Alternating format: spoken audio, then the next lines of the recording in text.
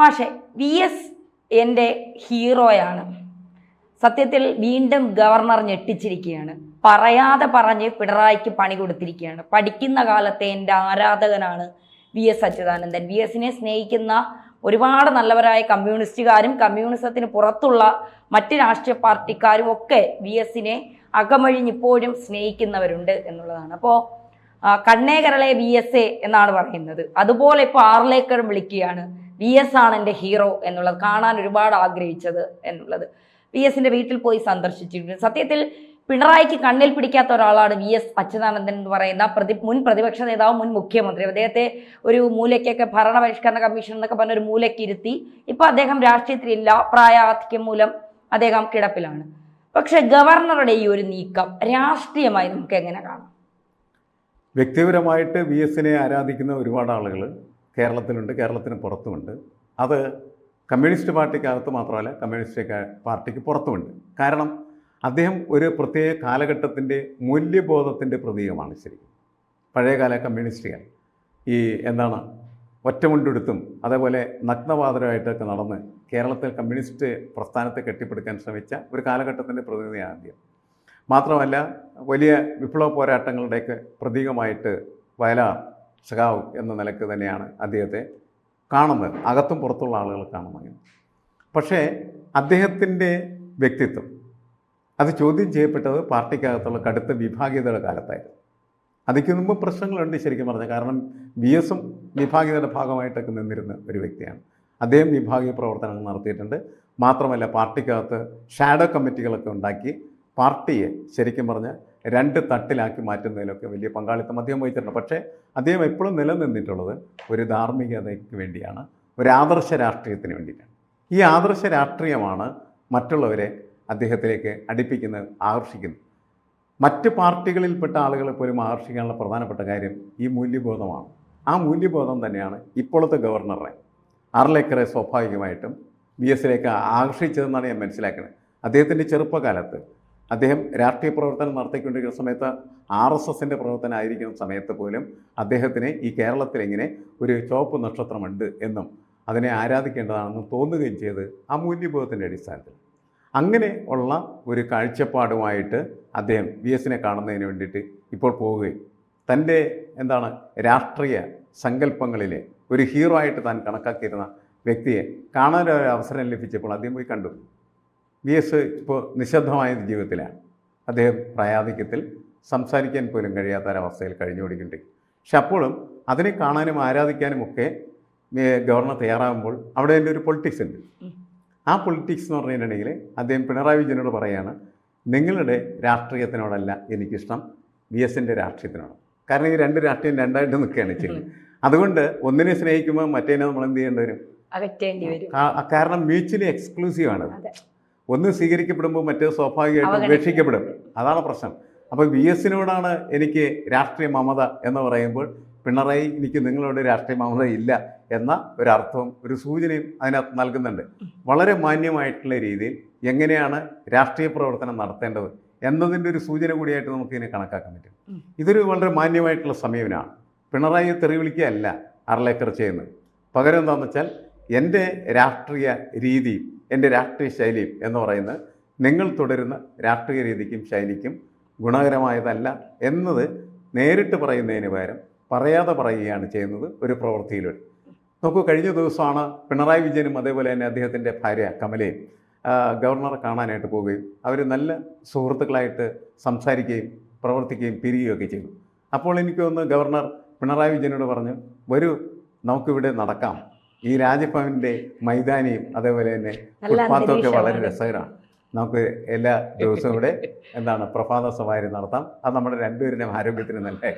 എനിക്ക് തോന്നുന്നു കേരളത്തിൻ്റെ ഒരു ആരോഗ്യകരമായിട്ടുള്ള രാഷ്ട്രീയത്തിലേക്ക് ഇവർ രണ്ടുപേരും കൂടി എത്തിക്കഴിഞ്ഞാൽ നമുക്ക് വളരെ സന്തോഷമാണ്. കാരണം ഈ കഴിഞ്ഞ കാലം എന്ന് പറയുന്നത് നമുക്ക് ഇഷ്ടമില്ലാത്തൊരു കാലമായിരുന്നു ശരിക്കും പറഞ്ഞു. മുഹമ്മദ് ആരിഫ് ഖാൻ അതേപോലെ തന്നെ പിണറായി വിജയൻ. പക്ഷേ രസം എന്താണെന്ന് വെച്ചാൽ അവർ രണ്ടുപേരും തുടക്കത്തിൽ ഇതിനേക്കാളൊക്കെ അടയും ചക്കരയുമായിരുന്നു, അല്ലേ? അറിയാൻ പാടില്ലേ? വന്ന സമയത്ത് മുഹമ്മദ് ആരിഫ് ഖാൻ എന്ന് പറഞ്ഞു കഴിഞ്ഞിട്ടുണ്ടെങ്കിൽ പിണറായിയുടെ ഏറ്റവും പ്രിയപ്പെട്ട ഒരു ആരാധകനായിരുന്നു. അവർ അങ്ങോട്ടും ഇങ്ങോട്ടും ബഹുമാനിക്കുകയും ആരാധിക്കുകയും എല്ലാ കാര്യങ്ങളും പരസ്പരം ചർച്ച ചെയ്യുകയും നല്ല രീതിയിൽ പോവുകയും ചെയ്യും. എവിടെയോ ഒരിടത്ത് കളി മാറി എന്ന് ആ പറയുന്നത്. ഏതൊരു സ്ഥലത്ത് പൊട്ടിയതിന് ശേഷം പിന്നീട് നിൽക്കക്കളിയില്ലാത്ത തരത്തിലുള്ള അട്ടഹാസങ്ങളും അർത്ഥ നാദങ്ങളും ഒക്കെ കേൾക്കാൻ പറ്റുന്ന രീതിയിലേക്ക് മാറി. SFIയുടെ ഗൗരവപരമായ സമരങ്ങളും പ്രശ്നങ്ങളും അങ്ങനെ രാഷ്ട്രീയ കലുഷിതമായിട്ടുള്ള കാലാവസ്ഥ നിർമ്മിച്ചൊരു ഒരു സംഭവമായിരുന്നു. ഇപ്പോൾ എനിക്ക് തോന്നുന്നത് നല്ല രീതിയിലാണ് ഗവർണറും അതേപോലെ തന്നെ മുഖ്യമന്ത്രിയും അവരുടെ പ്രവർത്തനങ്ങളെ മുന്നോട്ട് കൊണ്ടുപോകുന്നത്. ഇത് മാതൃകാപരമായി മാറിയാൽ സന്തോഷകരം. അതിനിടയിലാണ് നമ്മൾ നേരത്തെ പറഞ്ഞ രാഷ്ട്രീയ ദിശാസൂചിക എന്ന നിലക്ക് VS എന്ന് ഗവർണർ ശബ്ദിച്ചുകൊണ്ടിരിക്കുന്നു. ഈ VS എന്ന് പറയുന്നത് കുറച്ചുകൂടി EK നായനാരെ പോലെ കുറച്ചുകൂടി ആളുകളോട് അടുത്ത് ഇടപഴകി കുറച്ചുകൂടി ആളുകൾക്ക് VS എന്ന് പറയുമ്പോൾ ആളുകൾക്ക് പ്രത്യേക ഒരു വികാരമാണ്. ഇപ്പോഴും VSന്റെ ഓരോ പ്രസംഗങ്ങൾ കേൾക്കാനും പ്രതിപക്ഷ നേതാവായിരുന്ന സമയത്ത് UDFനെതിരെ ആഞ്ഞടിക്കാനും ഒക്കെ കാണിച്ച ധൈര്യവും സ്വന്തം പാർട്ടിക്കുള്ളിലുള്ളവരെ തന്നെ നിലയ്ക്ക് നിർത്താൻ VS കാണിച്ച ഒരു ധൈര്യവും ഒക്കെ പലപ്പോഴും ചർച്ച ചെയ്യപ്പെടുന്നുണ്ട് എന്നുള്ളതാണ്. പക്ഷേ ആ VSനെയാണ് പിന്നീട് പലരും കറിവേപ്പില പോലെ വലിച്ചെറിഞ്ഞത് എന്നുള്ളതാണ്. ഇപ്പോൾ ആർലേക്കർ പറഞ്ഞത് ജനങ്ങൾക്കിടയിലേക്ക് ഇറങ്ങിച്ചെന്നുള്ള ഒരു സംവിധാനമാണ് വേണ്ടത്, അല്ലാതെ അകത്തിരുന്നു കൊണ്ട് എന്തെങ്കിലും കാണിച്ചു കൂട്ടുന്നതല്ല ഒരു ജനാധിപത്യ രാജ്യത്തുള്ള ഒരു ജനപ്രതിനിധി എന്ന് പറയുന്നത്. അപ്പോൾ അക്കൂട്ടത്തിൽ കൂടി നമ്മൾ ഇതിനെ ചേർത്ത് വായിക്കേണ്ടതല്ലേ? അത് ശരിയാണ്. കാരണം വെച്ചാൽ RSSന്റെ രാഷ്ട്രീയ പ്രവർത്തനം എന്ന് പറയുന്നത് ദന്തഗോപുര രാഷ്ട്രീയ പ്രവർത്തനമല്ല. അവർക്ക് ആവശ്യമുള്ള അവരുടെ ഐഡിയോളജിയോട് നമുക്ക് എതിർപ്പുണ്ടാകും. പക്ഷേ അവരുടെ പ്രവർത്തനം എന്ന് പറയുന്നത് ഇതേപോലെ സംഘമുണ്ടാക്കി ആ സംഘ സമുദായത്തിൽ അംഗമായി ഒരുമിച്ച് ഒരേപോലെ എല്ലാവരെയും കൂടി കൂട്ടിക്കൊണ്ടു പോകുന്ന ഒരു രീതി. ആ രീതിയാണ് ആർലേക്കർ പറയുന്നത്. ജനങ്ങളുടെ ഇടയിൽ നടന്നാണ് രാഷ്ട്രീയ പ്രവർത്തനം നടത്തേണ്ടത്, അല്ലാണ്ട് ദന്തഗോപുരത്തിൽ ഇരുന്നല്ല എന്നുള്ളത്. കമ്മ്യൂണിസ്റ്റുകാരുടെയും പ്രവർത്തനം അങ്ങനെയൊക്കെ തന്നെ ആയിരുന്നു. മാവുവിൻ്റെ പ്രധാനപ്പെട്ട അല്ലെങ്കിൽ സവിശേഷമായിട്ട് എപ്പോഴും കോട്ട് ചെയ്യപ്പെടുന്ന ഒരു വാചകം എന്ന് പറയുന്നത് രാഷ്ട്രീയ പ്രവർത്തനം അല്ലെങ്കിൽ പാർട്ടി പ്രവർത്തനം എന്ന് പറയുന്നത് ജലത്തിൽ എങ്ങനെയാണോ മത്സ്യം സഞ്ചരിക്കുന്നത് അതേപോലെ ജനങ്ങളുടെ ഇടയിൽ സഞ്ചരിക്കണം എന്നാണ്. അപ്പോൾ ജനം എന്ന് പറയുന്നതായിട്ടുള്ള വലിയ ഒരു വ്യാപന മേഖല, ആ വ്യാപന മേഖലയിൽ ഇറങ്ങി നടന്ന് എല്ലാവരുമായിട്ട് ഇടപെടുന്ന ഒരാളായിരിക്കണം രാഷ്ട്രീയ പ്രവർത്തനം എന്ന് പറയുന്ന സന്ദേശമാണ്. ആ സന്ദേശമാണ് ആർലേക്കർ മുന്നോട്ട് വെക്കുന്നത്.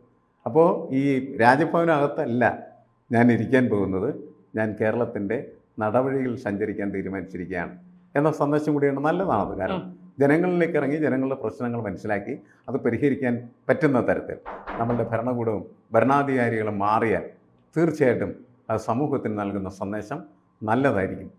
ഈ ജനങ്ങൾക്കിടയിലേക്ക് ഇറങ്ങി വന്ന് അവരുടെ പ്രശ്നങ്ങൾ കണ്ടറിഞ്ഞ് പരിഹരിക്കുന്ന ഒരു CPM മുഖ്യമന്ത്രിന് ഉണ്ടാകുമോ മാഷേ?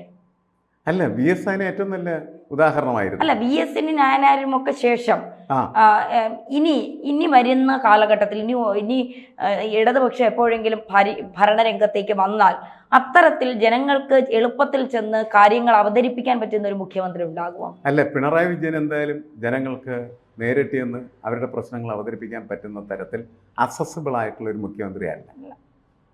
എപ്പോഴും ജനങ്ങളിൽ നിന്ന് കൃത്യമായിട്ട് അകലം പാലിക്കുന്ന ഒരു വ്യക്തിയാണ് അദ്ദേഹം. അതുകൊണ്ടാണ് അദ്ദേഹം വൈദ്യുതി വകുപ്പ് മന്ത്രിയായിരുന്ന കാലത്ത് പോലും അദ്ദേഹം സഞ്ചരിക്കുമ്പോൾ അദ്ദേഹത്തിൻ്റെ പിന്നിൽ എപ്പോഴും ഒരു ഇടിവണ്ടി ഉണ്ടാകുമായിരുന്നു, വലിയൊരു പോലീസ് വണ്ടി. ഞാൻ അന്ന് മുതൽ ശ്രദ്ധിക്കുന്ന ഒരു കാര്യമാണ്. അല്ലാണ്ട് വാഹന വ്യൂഹം ഉണ്ടായിരുന്നില്ല. ആ ഇടിവണ്ടി നിറയെ പോലീസുകാരെ, അതുമായിട്ടാണ് അദ്ദേഹം അന്ന് സഞ്ചരിച്ചത്. അങ്ങനെ സഞ്ചരിക്കുന്നതിൽ യാതൊരു വിധമായ കുഴപ്പവുമുണ്ട് എന്ന് തോന്നാത്തതായിട്ടുള്ളൊരു മനുഷ്യനാണ് അദ്ദേഹം. ഇപ്പം ജനകീയ നേതാക്കൾ എന്ന് പറഞ്ഞു കഴിഞ്ഞിട്ടുണ്ടെങ്കിൽ അങ്ങനെയല്ല കരുതുന്നത്. നമ്മുടെ ഈ ഭരണ സംവിധാനത്തിൻ്റെ ഇടവഴികൾ അല്ലെങ്കിൽ ഇടനാഴികൾ എപ്പോഴും നിറഞ്ഞു നിൽക്കുന്നത് പോലീസ് ഉദ്യോഗസ്ഥന്മാരും അതേപോലെ തന്നെ അംഗരക്ഷകരും ഒക്കെയാണ്. എനിക്കൊന്ന് നായനാർ മുഖ്യമന്ത്രിയായിരുന്ന സമയത്ത് അദ്ദേഹത്തിൻ്റെ അകമ്പടിയായിട്ടുള്ള പോലീസുകാരൻ അദ്ദേഹത്തെ വീട്ടിൽ കൊണ്ടുപോയി അദ്ദേഹത്തിൻ്റെ കിടപ്പൂറ് വരെ കൊണ്ടുപോയി എത്തിച്ചിട്ടുണ്ട്. അന്ന് നായനാർ അയാളെ ചെവിക്ക് പിടിച്ച് പുറത്തു വിട്ടിട്ടുണ്ട്. അപ്പോൾ അങ്ങനത്തെ ഒരു ശീലമാണ് ഈ ബ്യൂറോക്രസിയുടെ പാർട്ട്. ബ്യൂറോക്രസി അങ്ങനെ ചെയ്തുകൊണ്ടിരിക്കും. അത് നമുക്ക് രണ്ട് രീതിയിൽ പ്രതിരോധിക്കാൻ കഴിയും. ഒന്ന്, അവരെ കാര്യങ്ങൾ പറഞ്ഞ് മനസ്സിലാക്കുക, അതല്ലെങ്കിൽ അവരെ പിരിച്ചുവിടുക എന്നുള്ളത്. അപ്പോൾ പല നല്ല നേതാക്കളും ചെയ്തിട്ടുള്ളത് അവരെ പിരിച്ചുവിടുകയാണ് ചെയ്യുന്നത്. പക്ഷേ മറ്റു ചില നേതാക്കളെന്ന് പറഞ്ഞാൽ ആത്മരതയിൽ മുഴുകി അവരുടെ അകമ്പടി സ്വീകരിച്ച് അതിനനുസരിച്ച് ആഹ്ലാദിച്ച് ജീവിക്കുകയാണ് ചെയ്യുന്നത്. പിണറായി വിജയൻ അങ്ങനത്തെ ഒരാളാണ്. തൻ്റെ ഈ അധികാര പ്രമത്തതയെ ആത്മരതി പോലെ ആസ്വദിക്കുന്ന ഒരാളായി മാറുകയാണ്. അതുകൊണ്ട് ഈ പുകഴ്ത്തുപാട്ടും അതേപോലെ തന്നെ 51 കാറുകളുടെ വലിയ അകമ്പടി വ്യൂഹവുമൊക്കെ അദ്ദേഹം ആസ്വദിച്ചുകൊണ്ടിരിക്കുന്നത്. അത് ശരിയല്ല എന്ന് അദ്ദേഹത്തിന് മനസ്സിലാക്കാൻ പറ്റുന്നില്ല എന്നുള്ളതാണ് പ്രശ്നം. അദ്ദേഹത്തിൻ്റെ മൈൻഡ് സെറ്റ് അങ്ങനെ മാറിപ്പോയി. ഇത് ജനവിരുദ്ധ ഭരണാധികാരിയുടെ മൈൻഡ് സെറ്റിനകത്തേക്ക് പിണറായി എടുത്തു വെച്ചതിൻ്റെ ഫലമായി സംഭവിച്ച ദുരന്തമാണ്. CPM-ൽ ആരാണ് ഇനി പിണറായിക്ക് ശേഷം എന്ന് വെച്ചാൽ ചൂണ്ടിക്കാണിക്കുന്ന ഒരാളും ഇല്ല.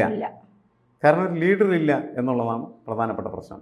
ലീഡർ ഉണ്ടായിട്ട് വേണമല്ലോ ആ ലീഡർ ജനകീയനാണോ ജനവിരുദ്ധനാണോ എന്നുള്ള ചർച്ച തുടങ്ങാൻ, അല്ലേ? ജനിക്കാത്ത കുട്ടിക്ക് നമുക്ക് ജാതകം എഴുതാൻ പറ്റില്ല. അതാണ് പ്രശ്നം.